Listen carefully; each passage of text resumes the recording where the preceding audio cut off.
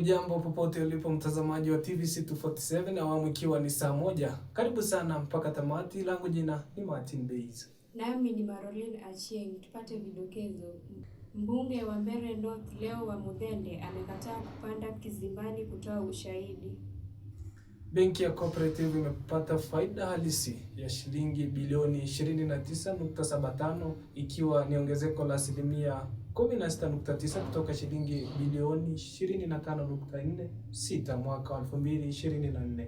Utapiamlo umeua zaidi ya watoto 100,000 walio chini ya miaka 5 mwaka wa 2024. Mahakama Kuu imeidhinisha mfuko wa bima ya afya ya jamii.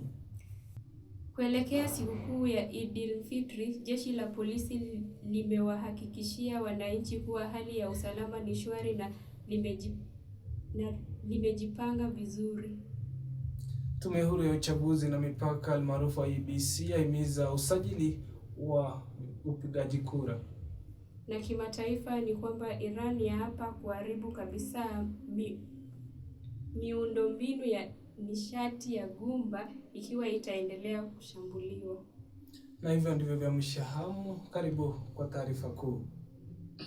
Mbunge wa Mbeere North Leonard wa Muthende amekataa kupanda kizimbani kutoa ushahidi katika kesi inayoendelea ya kupinga ushindi wake wa uchaguzi, akichagua badala yake kutegemea bahati ya kiapo.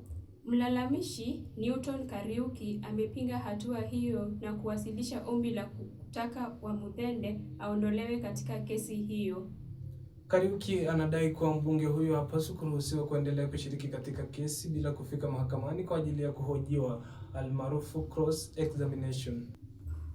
Aidha, ameomba mahakama iamuru uchaguzi wa kina na kuhesabiwa upya kwa kura katika vituo 32 kati ya 134 vilivyotumika katika uchaguzi huo, akitaja kuwepo kwa dosari mbalimbali. Kupitia kwa mawakili wake Kiragu, Dwight na Ndegwa Njiru, mlalamishi alisisitiza kuwa dosari zilizobainika katika fomu mbalimbali zinaweza zikathibitishwa kupitia uchunguzi kubadilisha matokeo ya uchaguzi wa manufaa yake. Mlalamishi huyo pia alidai kuwa idadi kubwa ya wapiga kura waliosaidiwa wakati wa uchaguzi ilikuwa sehemu ya mpango mpana uliomdhoofisha. Tukisonga mbele, tuangazie afya. Utapiamlo uliua zaidi ya watoto 100,000 walio chini ya miaka 5 mwaka 2024. Juhudi za kupunguza vifo vya watoto zilikumbwa na kususiwa kwa kiwango cha kutia wasiwasi, licha ya mamilioni ya maisha ya watoto wachanga kuendelea kupotea kutokana na sababu zinazoweza kuzuilika, kwa mujibu wa ripoti ya United Nations Interagency Group for Child Mortality Estimation. Kulingana na taarifa iliyotolewa na UNICEF na World Health Organization tarehe 18 mwaka wa 2016, takriban watoto milioni 4.9 walifariki kabla ya kutimiza miaka 5 mwaka wa 2024. Kati yao milioni 2.3 walikuwa watoto wachanga, jambo linaloonyesha hatari zinazoendelea kuhusiana na uzazi na siku za mwanzo za maisha. Ingawa vifo vya watoto vimepungua kwa zaidi ya nusu tangu mwaka 2000, ripoti inaonyesha kuwa maendeleo yamepungua kwa kiasi kikubwa tangu mwaka 2015, hali inayozua wasiwasi miongoni mwa wataalamu wa afya duniani.